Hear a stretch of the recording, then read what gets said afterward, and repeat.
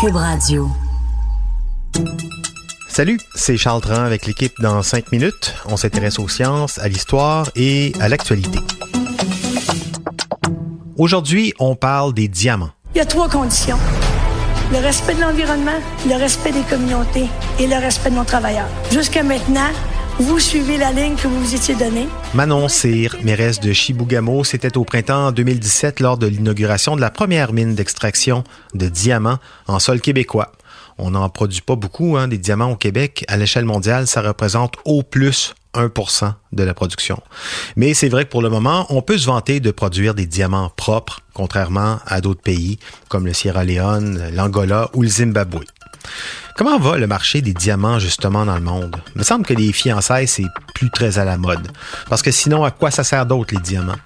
Et puis à un moment donné, est-ce qu'on va être capable d'en faire des bons faux diamants? Sachez d'abord que les diamants du Québec sont pour la plupart destinés aux marchés étrangers, en Inde et aussi en Chine, surtout avec les nouvelles classes moyennes dans ces pays très jeunes. Les fiançailles, c'est un gros marché là-bas. Mais c'est pas seulement le marché de l'engagement amoureux qui brille, on va dire. L'industrie s'excite aussi. Dans les hautes technologies, on utilise les diamants pour toutes sortes d'usages. Pour répondre à cette demande, De Beers, le conglomérat sud-africain qui a détenu un très long monopole dans l'exploitation et la vente des diamants, De Beers a récemment annoncé qu'il se lançait dans la production de diamants de synthèse. Des faux, donc, mais de qualité exceptionnelle. Tellement que leur annonce a fait chuter les prix des diamants naturels. C'est dire à quel point ces faux sont confondants.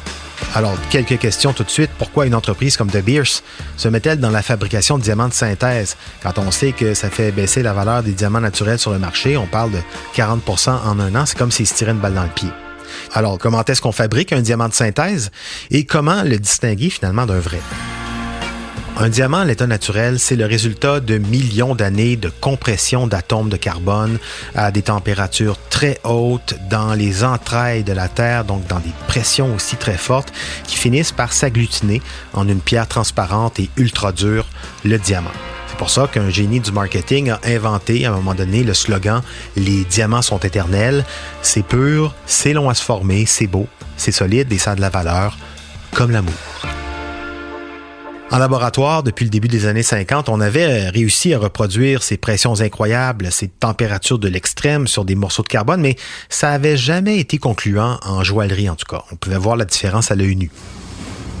Récemment, donc, des ingénieurs de chez De Beers ont développé une machine qui simule les conditions de fabrication du diamant à perfection. À perfection, ça veut dire qu'on ne voit pas la différence ni à l'œil nu, ni avec les instruments. C'est la même structure physique et chimique qu'un diamant à l'état naturel. Alors, cette machine miraculeuse, c'est un genre de cocotte minute / micro-ondes dans laquelle on fait chauffer des gaz qui contiennent des atomes de carbone.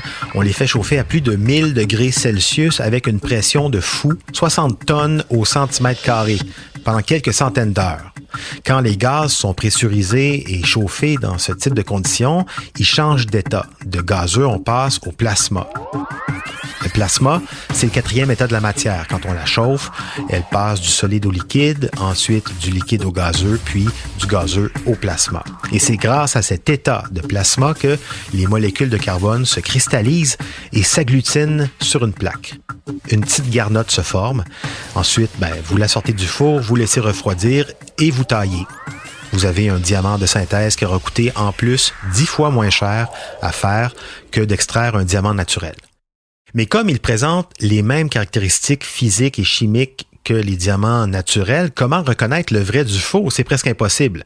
C'est pour ça que dans leur annonce, De Beers a voulu se montrer rassurant en spécifiant qu'il graverait un logo sur les diamants synthétiques. Un logo invisible à l'œil nu, on s'entend, là, sinon ça ferait un peu cheap. Mais qu'est-ce qui pousse De Beers à se lancer dans la fabrication de diamants synthétiques de manière aussi effrénée? 3 raisons principales. D'abord, relancer l'attrait pour les diamants chez les plus jeunes et les moins riches. Ça reste encore un très fort symbole de l'amour. Et clairement, là, on s'est inspiré d'une autre merveille de la nature, les perles. Les perles naturelles pour la grande joaillerie, les perles de culture pour le bon peuple. D'ailleurs, la maison autrichienne Swarovski est également sur le coup avec ce qu'on appelle là-bas des Created Diamonds, des diamants créés. Autre marché pour les faux diamants, les industriels qui n'ont pas besoin de diamants naturels pour découper, polir, broyer, tailler ou encore pour fabriquer des pièces électroniques. Un diamant synthétique fait très bien l'affaire. En plus, à 1/10 du prix, c'est un bon deal. La troisième raison est peut-être la plus séduisante. Les diamants de synthèse ne font pas travailler des mineurs dans des conditions épouvantables. Ils ne financent pas non plus des conflits sanglants qui durent depuis des décennies. Et même, ils sont plus écologiques, surtout quand on sait que pour chaque carat de diamant extrait du sol, on doit déplacer 3 tonnes de terre et faire couler 2500 litres d'eau. Pour en savoir plus, en 5 minutes, on est partout sur Internet.